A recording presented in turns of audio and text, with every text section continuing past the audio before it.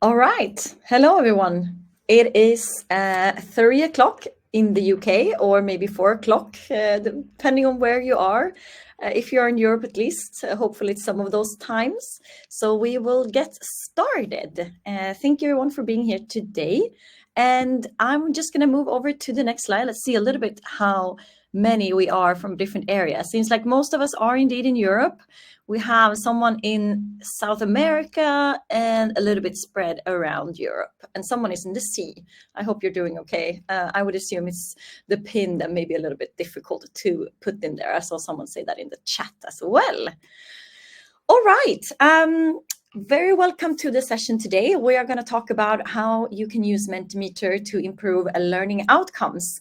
It is an advanced webinar, but hopefully, or I'm quite certain, you will not feel like the image here to my left. Mentimeter is quite easy to use. We make it as easy to use as very possible, but I will go through a little bit more some of the features that may be a bit more hidden, or the things that is not as evident in terms of use cases and features as you may usually see. Please, if you haven't already, scan the QR code here to my left and send me a heart so that I know that you're here with me, and we'll get going in a second. I will be having the Q&A open throughout this session. You can find the Q&A by scanning the QR code here to the left, pressing open Q&A on your telephone if you do sign in through your phone, and then typing in your question to me. We have had the Livestorm chat open in sessions before, but for this time, to try and streamline it a little bit and for you to really be pushed to Mentimeter and experience Mentimeter, we're only going with the Mentimeter Q&A. So please feel free to navigate your questions there. I love questions, so please have them coming. It makes everything more fun for both you and for me.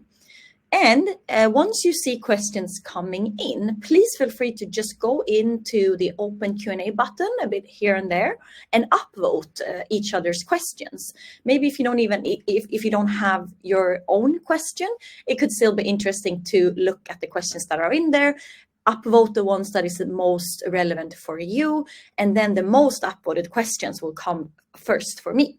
So hopefully in that way, I make sure to use the time to answer the most relevant questions for you all.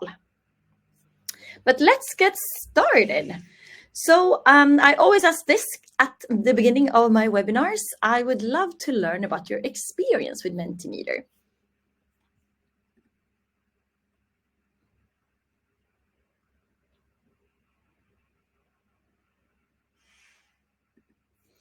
All right, so it looks like we have most on the left side of the screen, which is good. This is a bit more of, again, an advanced webinar, or for more experienced users at least. So that makes a lot of sense. But fret not, I will do some introductory, small little recaps of what Mentimeter is for those of you that are new to it. For those of you that know about it already, it may be a little bit of a refresher, memory, or things usually stick better if you repeat them. You as educators, I'm sure, are aware of this. So worst case, some repetitions for some of you, and best case, some of you that are very new to this will learn something new as well. But it looks like we do have a quite large group that feel that they are confident and present with Mentimeter all the time. And most of you have presented with Mentimeter a few times. Very nice. So the agenda for today is that I will do a recap on what Mentimeter is, as I just mentioned. Then I will go into a few different use cases to provide you with some inspiration. If you have been at my other sessions, it's quite similar to what we usually do. I try to pick some new use cases this time that I've seen being used by other educators and so forth. So I've tried to weave in as much real, real examples as possible. And the ones I have put in for today is tracking student learning over time.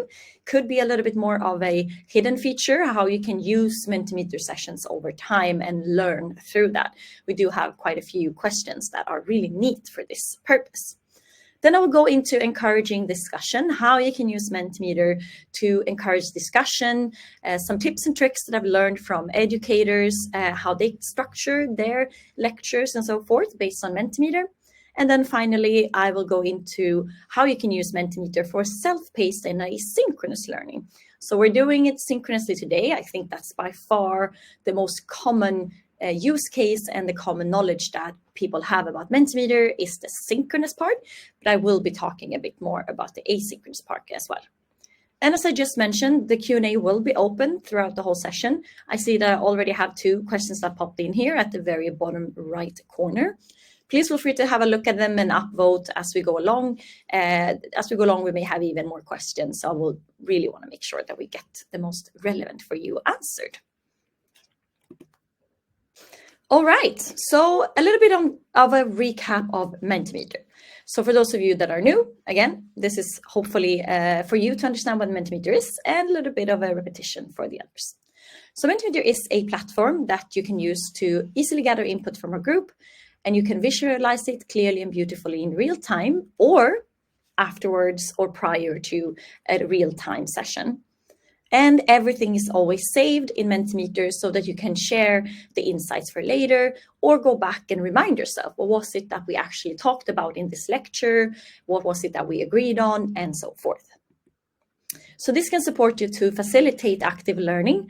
Of course, there is this very interactive aspect of Mentimeter that it really makes the students lean into their lecture or their education in general. And of course, you can leverage student insight to maximize learning. So Mentimeter is by default completely anonymous, which really makes sure that you can take in everyone's insights, not only the most extroverted students, for example, but everyone gets a chance to participate, no matter if you are comfortable speaking in public or not, and everyone gets a voice. So what we've seen this enabling for educators basically is that you can improve learning outcomes and you can increase student satisfaction through Mentimeter. So I will start and straight dive into the different use cases, starting with the tracking of student learning over time. So for example, this is one of our question types that can be used, for example, when coming back from a spring break. So this is an example that I've actually stolen or borrowed from an educator that had this example, a bit of a different question, but the same kind of structure. And coming back from a break and doing a refresher on a specific topic. Now I picked another question, what is the atomic number of carbon, for example? And then you can really easily see how are the students doing in terms of their knowledge. And of course, if you continuously track over time and reuse this question, then you're able to see the answers over time.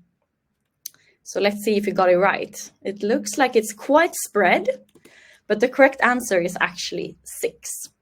And something I want to linger a bit on here, and that's what the educator in question actually did, is moving to the next slide. I've made a bit of an example here, but what you can really use this question for, except for just having some students feeling really happy that they were right about the question, is of course, you can say that the students that are in the red areas that are marked here, they have obviously forgotten everything that was talked about, or at least a few things that were talked about from the previous session. So potentially it could be good to do a refresher on these topics, but sometimes the distribution of the answer is more interesting than the actual answer in themselves. And this, of course, over time can also be tracked inside of Mentimeter and used to ensure that students are keeping up with their learning. And following up with another question, I have here put a multiple choice, and I'm going to ask you about your proficiency in utilizing Mentimeter for these few areas. And while you do this, I'll be answering a few questions that I see have been popping in.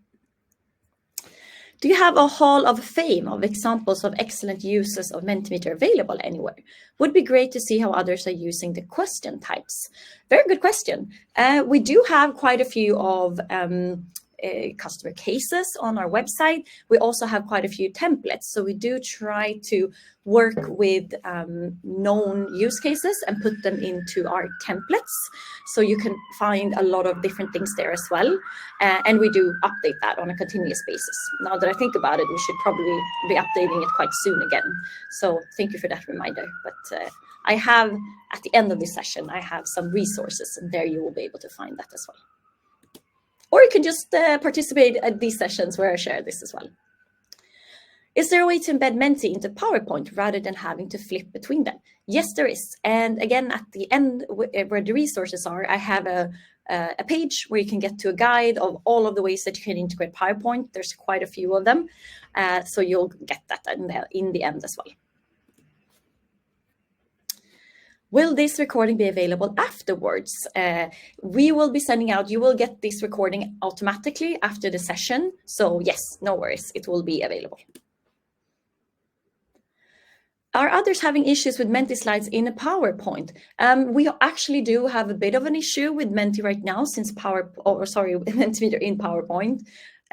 Because of an update that Microsoft did quite recently. But the team is working on it, and hopefully we can solve it. So feel free to reach out to our support team at hello@mentimeter.com if there's anything specific that you're experiencing.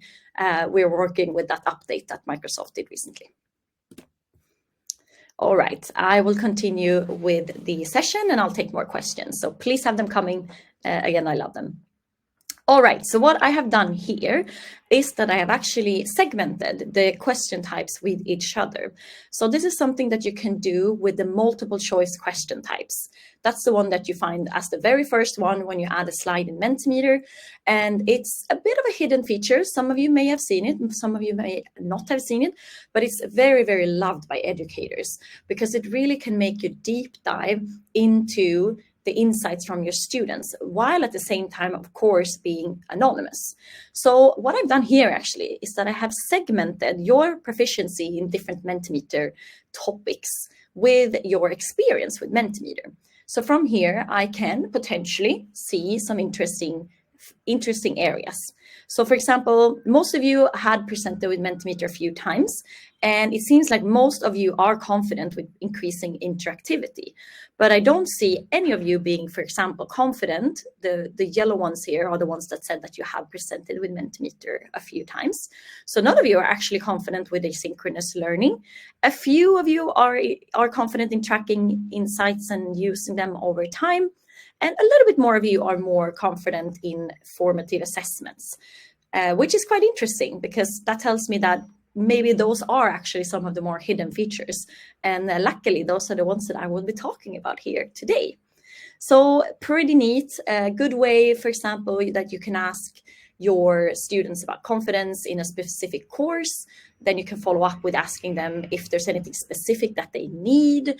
And then even if you want to deep dive even further, then you can add an open-ended at the very end and ask, for example, if there was not, if the options that was provided in the previous slide was not enough, please let me know if there's anything else you need, and so forth. So really making sure that the students get their chance to participate and get the chance to let you know how they are doing and if they have any needs, something that they may not be super comfortable all the time sharing directly with their teacher. So I'm going to show you how you do the segmentation. It's really quite straightforward. You can choose if you want to do this after a class. You don't have to do it live like we did now, but you can actually, just as I mentioned, you have everything saved in Mentimeter, and you can always go back later and do the segmentation between the slides as you wish. So the way that I did it here is that I move my mouse to the left side of the screen, and then I get this menu popping up that you see here on the left side. I can show history, for example, but what I'm going to be focusing here is show segmentation, the third one from up and down. If I press here, I am able to segment all multiple choice questions that I have in this presentation with each other. So if I had others, I could actually be segmenting them as well. But for this specific presentation here today, I only have one, or well, two. So this is what it would look like if I wouldn't have done any segmentation. So this is, of course, something you can do. And then in your own time, you can do the segmenting, or you can do it in the class to have a discussion around it. So for example, here I press the segmentation again, and I press, what is your experience with Mentimeter? And now I have segmented these questions together. Super neat, and one of my favorite features actually in Mentimeter. Lovely. Moving forward, I mentioned that the previous one, the segmentation, was my favorite feature, but this is my favorite question type. So it's a scales question type, and it is, well, it's exactly that. It's a scale that allows you to get the opinions of your students or your audience in general, even if you're not working with students, but getting their opinions on certain topics. So for example, you can tell them about, or ask them to tell you about their learning experience. Do they think that the course content is clearly organized? Do they think that there's enough opportunities for interaction, and so forth? And these different sides can be edited, so you can put in whatever you want on the side of the scales. And as you can see, I see that 22 or 24 of you have actually put in responses, but you do not see anything here. And that's because before this session, I decided to hide the responses. You can very easily do that by just pressing the H key, but you can also do it beforehand in the settings of the actual slide, because with the scales question types, it can be quite interesting to have a look at what the answers are before the students have seen each other's answers, because you do not want them to be biased by each other, of course. And then it could also be a comfortability thing. It's hard sometimes. It's very brave to be asking for feedback. It's something that takes some courage. And sometimes maybe you just want to collect that for yourself and not necessarily share it with your students, or maybe not in real time, but have a look at it later at your own, in your own calm and quiet, so to say. But I am gonna press H here now to see the answers of your questions here. And as you can see, why I really like this question is because you can have a look at both the average, but also the distribution of the answer. It's very clearly painted out for you with these curves. So I can actually see that, well, it looks like we're quite aligned when it comes to the effectiveness of the instructor. I don't know if you mean me or if you're just putting in random answers, and that you are thinking that there are ample opportunities for interaction, maybe not, a little bit distributed in terms of the course content and the course materials. So the beauty also, except for you can get a really good overview of the distribution and all of that, but this question type also have trends. So you can actually reuse the question and then get a trends graph for you. So I'm going to show you how to do that, unless you don't already know. So if I press escape on my keyboard, I get into the edit mode. And as soon as I have any answer on any question, I get this black little button here on top of my question that says manage results. If I press this one, I can either reset the result for the entire presentation, or I can do it for this specific slide, which is what I'm going to do now. So let's say that when I asked this question to you the first time, it was the middle of a course. And now I'm resetting it, and it's the end of the course. And I want to ask you the same question again. Let me see, it's F, right? Yeah, there we go. And now I can see, or now I want to know, what do you feel about this after the course is finalized? So I'm gathering all these insights, and then I'm actually navigating up to the left side of the screen once again. And what I can press here, I can always go to show history, and then I can go to the different sessions and have a look specifically at those. But something that I'm more interested in now is showing trends. And this is something that you can do on the scales question type specifically. And when I press this one, if I have at least 3 sessions or more, I get this quite beautiful graph that really easily tells me how I've been doing over the time of the course. So let's pretend that this first time, which was actually myself, before when I prepped for this session, I did a little voting, And then this is the first time that you voted, and this is the last time that you voted. So we can see, for example, in the beginning, it did not seem to be ample opportunities at all for interaction. So perhaps I edited that and made it a bit more interactive in the second session, and I got a much better score. And at the end of the course, I had a very high score on this specifically. And for the same for the other topics. So a very neat way to see how you're doing over time, or you can ask, of course, your students on how they feel about their knowledge. So you can use this for knowledge or formative assessments as well, not only for feedback, but it's very great for that too. So that's why that's my favorite question type. It has a lot of different aspects to it. I have a lot of questions, so I'll answer a few of them now. I use PowerPoint when presenting something. I have thought about making my whole presentation in Menti, but can I put my PowerPoint template in Mentimeter? You can put your PowerPoint in Mentimeter. There are a few different ways to do it. Either you can add just the different slide as screenshots into Mentimeter. We also have an integration where you, if you edit your PowerPoint, it actually updates into Mentimeter as well. And then we have a final way, which is a plugin so that you add Mentimeter slides into PowerPoint, so the other way around. But again, I will have a guide at the end of this session where you can find all of the different ways on using Mentimeter and PowerPoint together. But the answer is yes. How do you present the red area, which you showed, illustrating the answers which were way off the correct one? That's actually something I did myself. That was just an image. It was unfortunately not Mentimeter, maybe not super pedagogical, I'm afraid.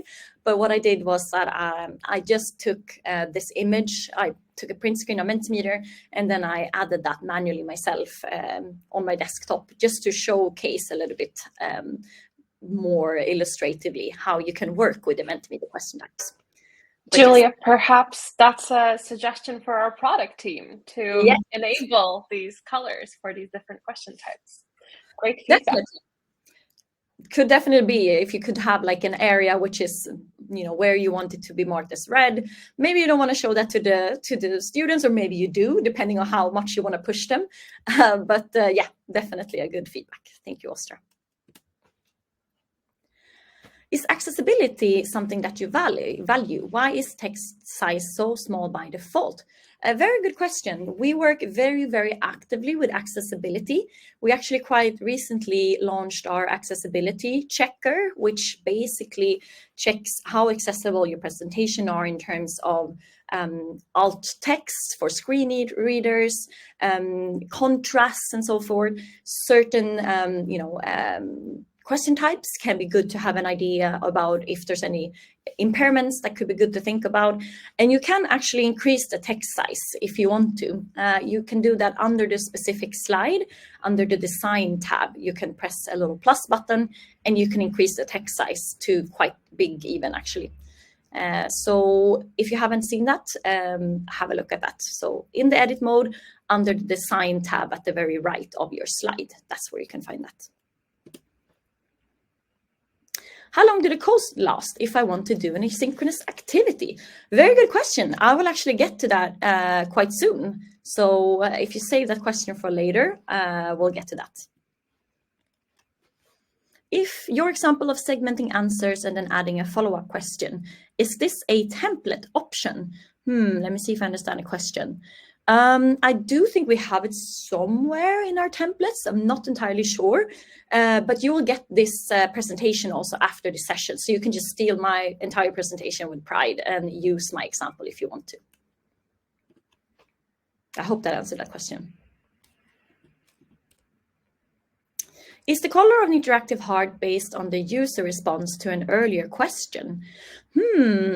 Very good question. I actually don't exactly know what I think the color of the heart is just randomized, to be honest. I'm quite sure about that. Is there a way to export the Menti presentation from the student's point of view? The slide would show what students see before voting. Let me see. Is there a way to export the Menti presentation from the student point of view? The slide will show. I see. Good question. You could always do. I think you could technically do a synchronous, like setting Mentimeter into survey mode and then closing the voting. Then they could potentially be seeing the voting part of Mentimeter, if that's the question. But most of the export options that we have is from the results, not from what the students will see when they actually vote. But technically, you should be able to do that in the way that I explained. I hope that's clear. If not, please feel free to resubmit.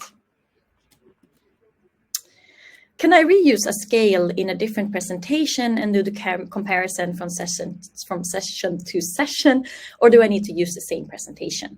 You do need to use the same presentation in order to get the graph. You can, of course, have different scales question and then do the comparison yourself, or pull out an Excel and add the data together there, aggregating it together. But you do need to use the same presentation in order to get the graph inside of Mentimeter. Yes. All right, I will take the rest of the questions later, and I will continue a bit more with some other examples. I will move into encouraging discussion. And here I've actually added another print screen, but it is basically just an example of what a scales question could look like. So this is the answer for one statement on the scales question type. And it ties in a little bit to what I mentioned before and earlier in this session.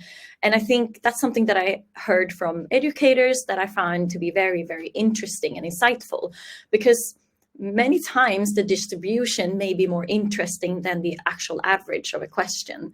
So something that I've heard as an example from an educator is that if there is a very distributed answer on a specific question, here, for example, we can see that there's quite a few that have voted really, really low. There's quite many that have voted in the middle and quite a few that have voted really, really high. So what they are doing is that they are turning to someone in the class and asking, why do you think this is? Not to ask specifically, what did you vote? Because obviously that's not the point of Mentimeter, to ask something anonymously and then take away the anonymity, but more about them to reflect. Why do you think we have such a distributed answer on this question? And that can really spur some interesting conversations and make other students feel interested as well into contributing. So you can use different slide types and also to kind of spur conversations in general. And that's also why I really like the scales question type, because you can see, once again, the distribution and understand if there's any misconceptions in class, basically. Another question type that I really love is the open-ended one, because obviously it provides a lot of opportunity to share different opinions. And it's a very obvious one to spur discussions. So for example, what I have here is just a random example, but what do you believe is the most significant challenge posed by artificial intelligence?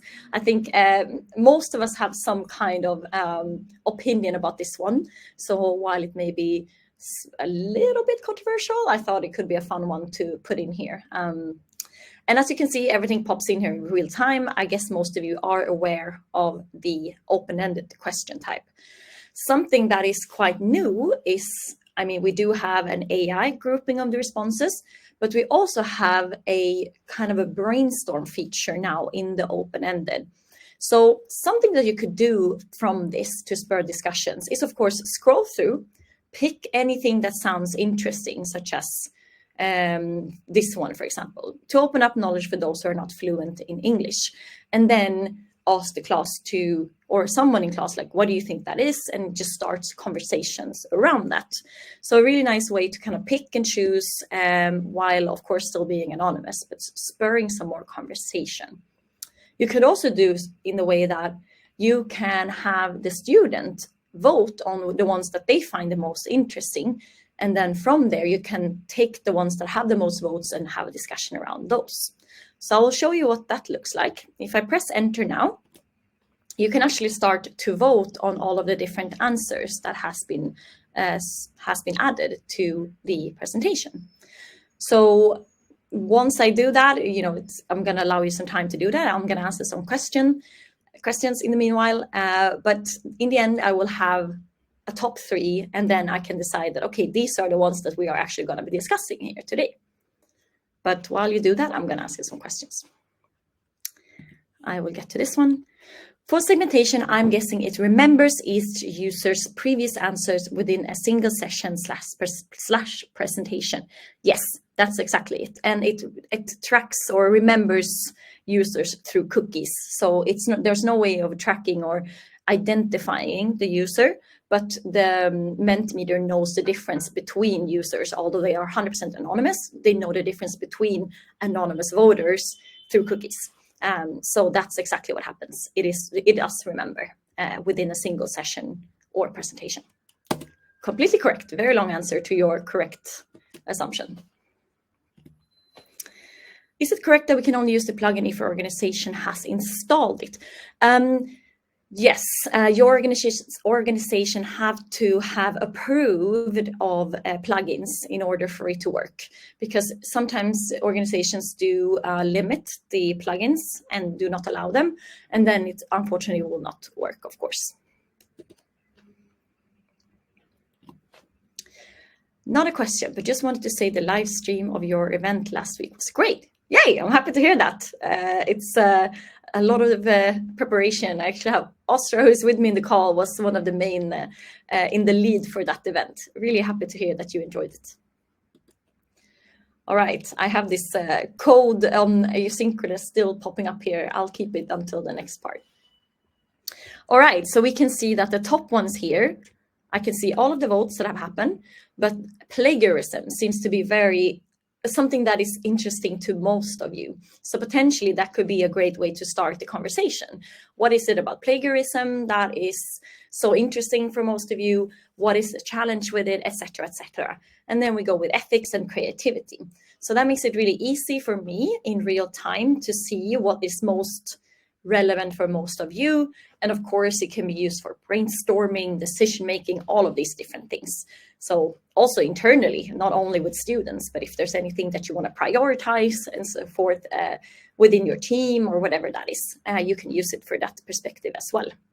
You do have, so yeah, that's one way to use the open-ended question type. And again, quite new. So if you haven't seen that already, don't fret, it's very new. All right, I'll finally move into the self-paced and asynchronous learning part with some examples here.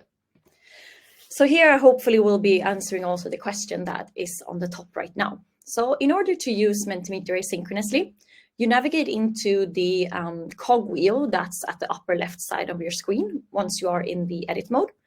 And you can prepare your questions just as usual and then just switch into survey mode. And there you can actually send your audience an invite link, and that's something that I highly recommend rather than using the code when doing a survey. Because the code does expire after 2 days, you can prolong it, but I think the maximum is 14 days or so forth. The beauty with the code is that it never expires. So that can be a very good thing to think about.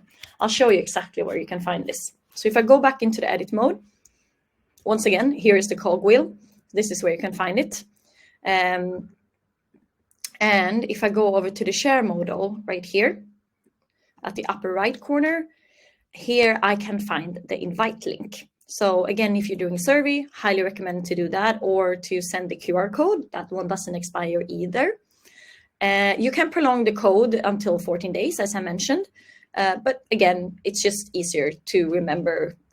Then you don't have to worry or remember that it expires or something like that. And the code expiring does not mean that your presentation disappears. It only means that your presentation will get a new code. So if someone is using Mentimeter, or if you're using Mentimeter for survey purposes, then if the code has expired, your students will not be able to access the presentation, even though it will still be there for you, but it's just that they won't find it. Let me see if I press the right button here. I think then, how long do the code last if I want to do it? I think I've answered that one then. And then I'll move forward and take more questions soon. So this is a ranking question type that can be very easy to use in order to check in with students beforehand.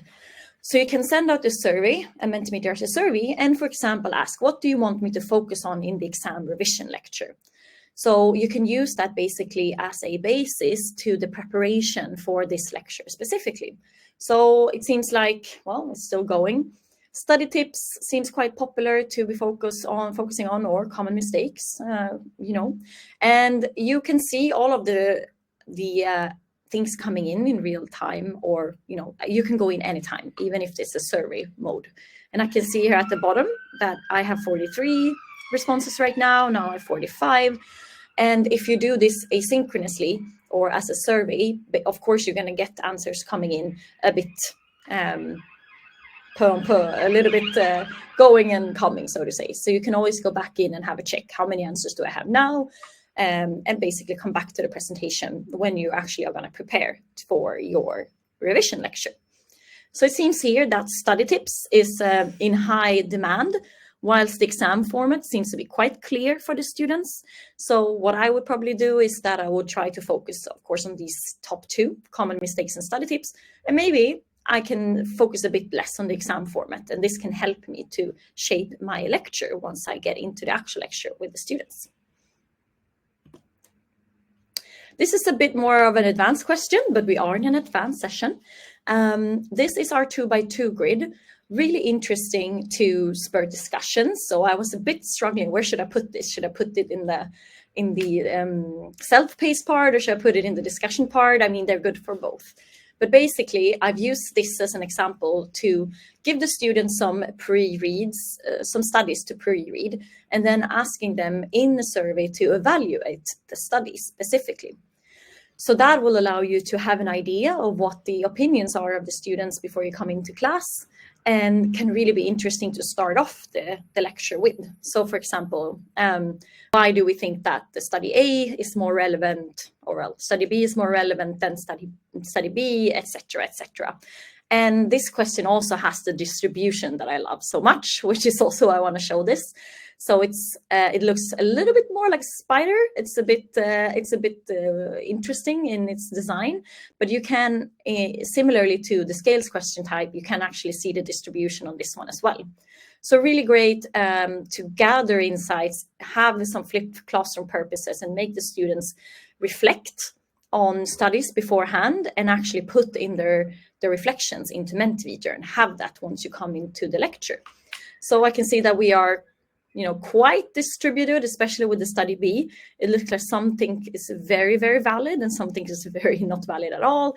Obviously, you have no idea what these studies are, but just an example. So I do like when you can see the distribution, and this is an example of that as well. So again, it's the 2x2 grid, really great for different conversations or reflections about certain things. Let me take a few questions. Can Menti combine similar comments in open-ended questions? Yes, it can. This is a quite new feature as well. I'll go back and show you that. I did not focus on that one this time specifically, but now I have to remember how to get back into this. Now you're really going to test my skills of all these new features. I'm going to let me see. How do I get back to the... This is a bit awkward. There we go. No, I just hit it. Here we go. I got lucky. These are some new features for me as well. So sometimes I'm learning as I'm going as well. But basically, we have a new feature that is grouping responses together with AI. You do have to activate it to have access to it.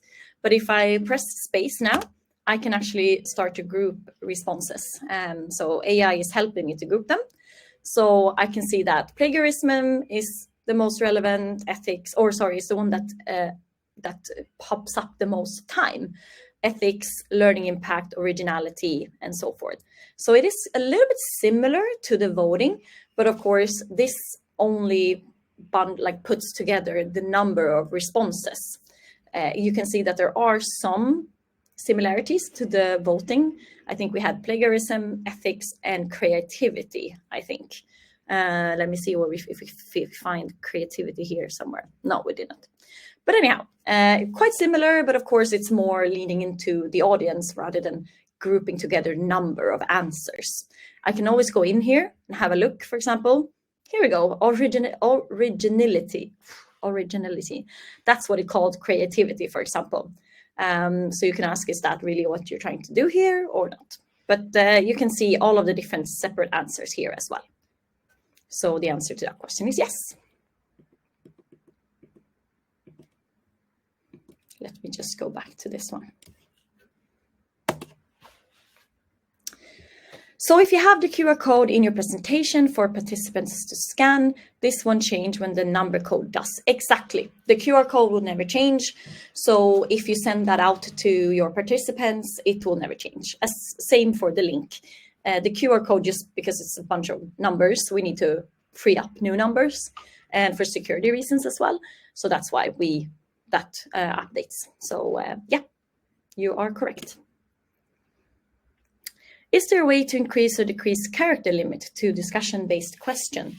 Not actually. You do have a maximum of 250 characters in the open-ended one, and it's entirely up to the user how much they want to put in. What you can do is that you can allow users to submit multiple open-ended answers. In that way, you can potentially expand a bit more on the 250 character limit. But the short answer to this question is no. Is the history/trend option recent, or does it work with presentations used over the past 4 years? No, it is. It has been there for as long as I've been at Mentimeter, which is actually almost exactly 4 years now. And either way, you can always go in and start grouping or trending presentations that you have used over time. So you definitely can. And it's not new, it's been there for a long time.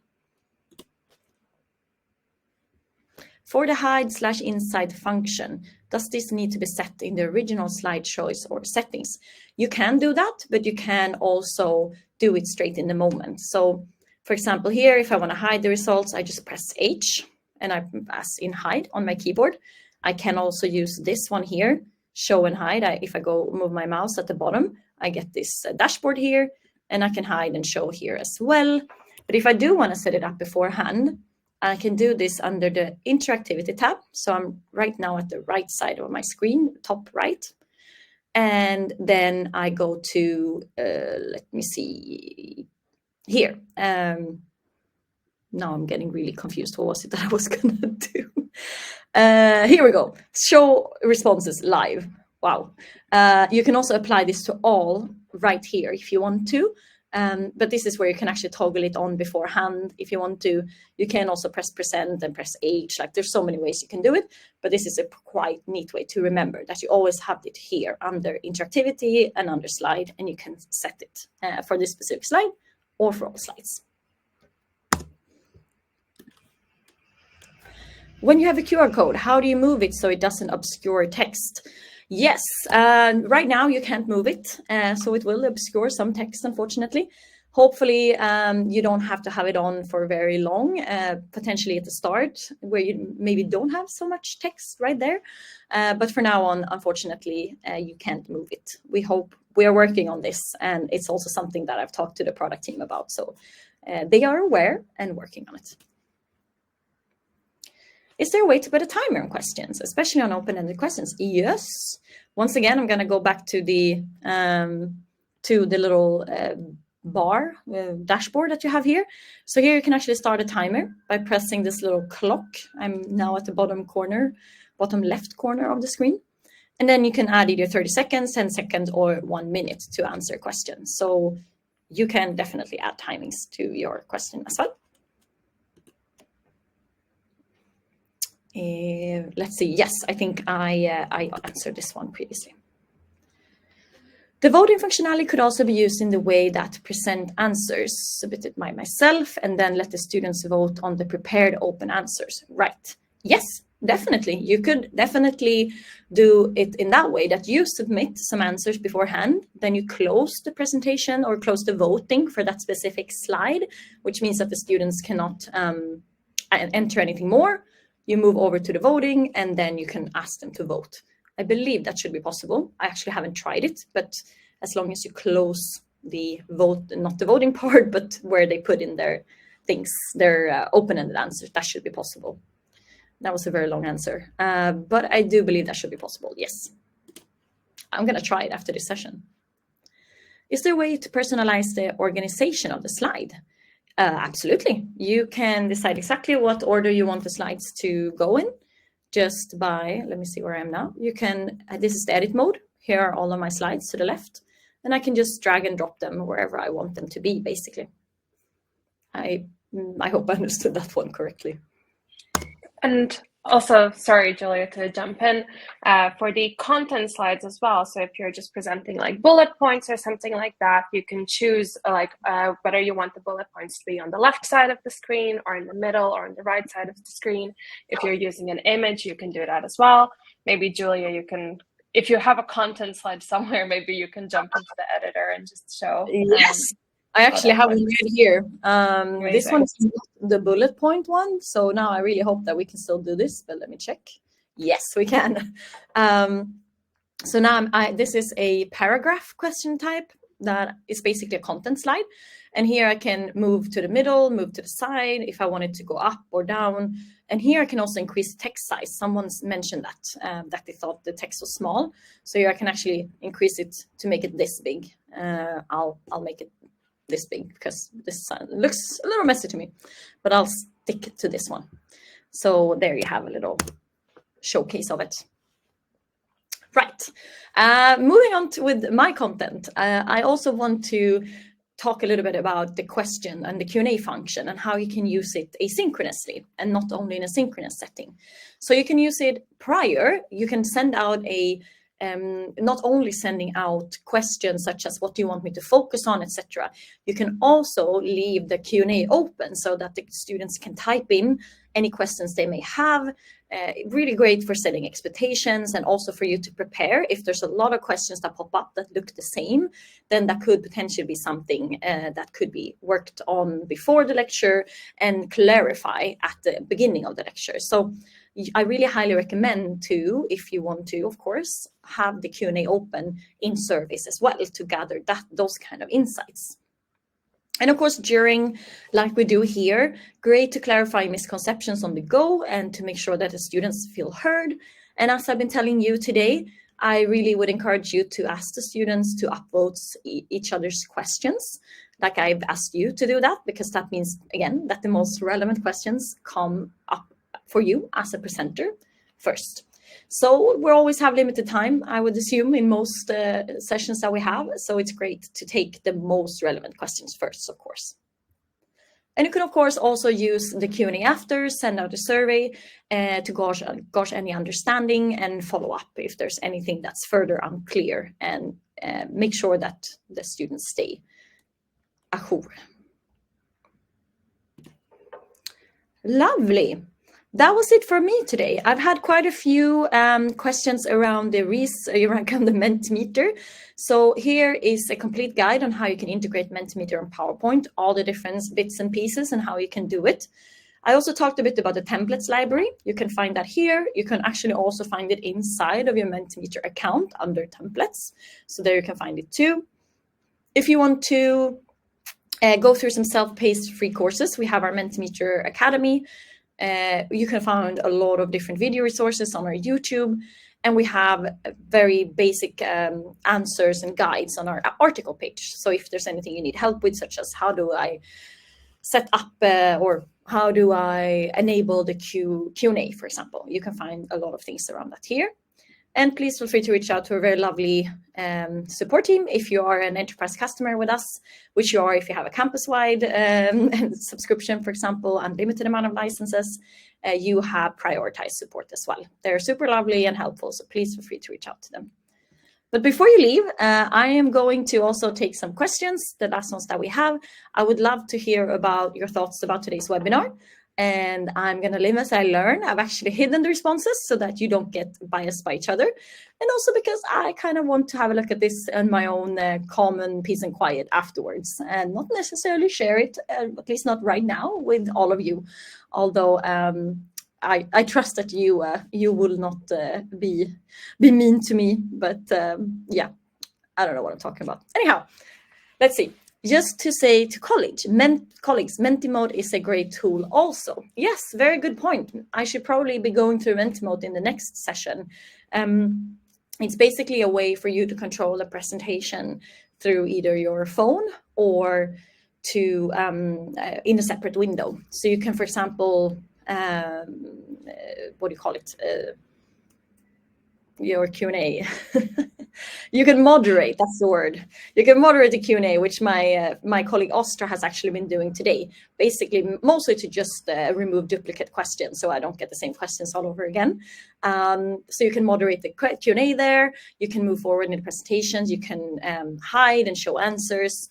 I'll actually show you where you can find it because I do have some time over if you guys want to stay. If I press the little button here, that is, or the little arrow that's next to my present button, I can open Mentimeter here. This is what it looks like. And as you can see, this is all the questions you've had. And I have Sorry, one. Julia, we can't see the Mentimeter. Thank you. I forgot. Now I need to share. Do you see it now? Yes. Okay, good. Thanks, Ostra. Okay, now you see it. So this is what the Mentimeter looks like.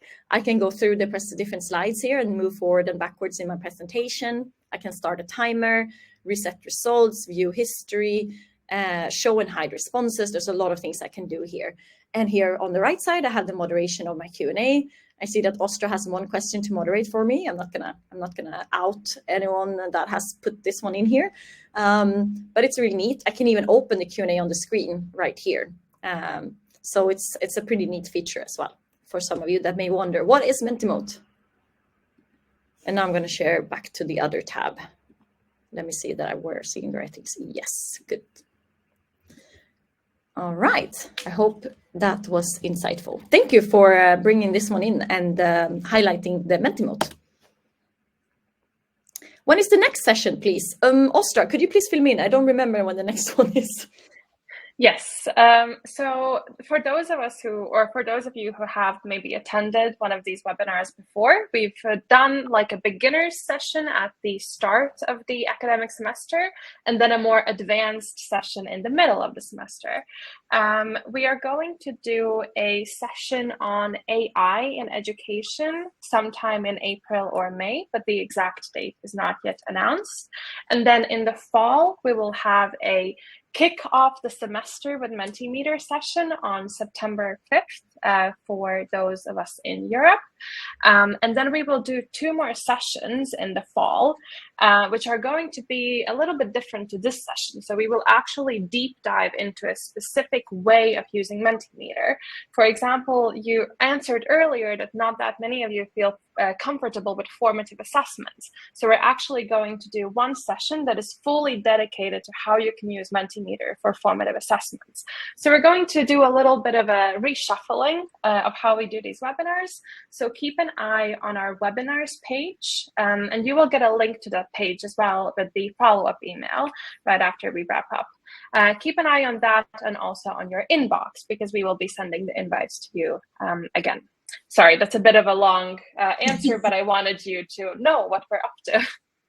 Thanks, Ostra. And it's mainly Ostra and I actually that work on these sessions. So if there's anything that you are particularly interested in learning more about, please feel free to reach out and we'll be happy to take that inside. I don't know if I can share my email in any way, but anyhow, that would actually be really interesting for us as well, if there's anything specific that you are interested in. But we're going to try out a bit of a different format next semester, as Ostra just explained. Hopefully it will be relevant for you. Was this recorded? Where do I find the recording? If yes, you will get it straight after this session. And yes, it was recorded. We would love to spin the wheel to make a comeback, a great way to break the ice with a new group of students. Yes, I've actually heard this before. I will feed this once to the product team. They have removed a few slides that are not used or very, very little use. That's not very good English, but I think you get what I mean. Because it creates complexity in the product, and we want to make sure that we focus all of our efforts into the question types that are the most used and most loved by our users. Also from an accessibility perspective, we want to make sure that the product stays easy to use and kind of clean, that we don't have too much code with question types that are not very used. So that's the background to why we did that. But I have heard this one being quite missed, so I will definitely feed this one to the product team. Thanks for sharing that. Is there a way to personalize the organization? Yeah, I think I asked that one, answered that one already. If I use an asynchronous survey, can I use it as a way to ask questions and present the answers as a quiz where the users see the answer? Let me see. Can I use it as a way to ask questions, present answers, and the quiz where the users see the answers?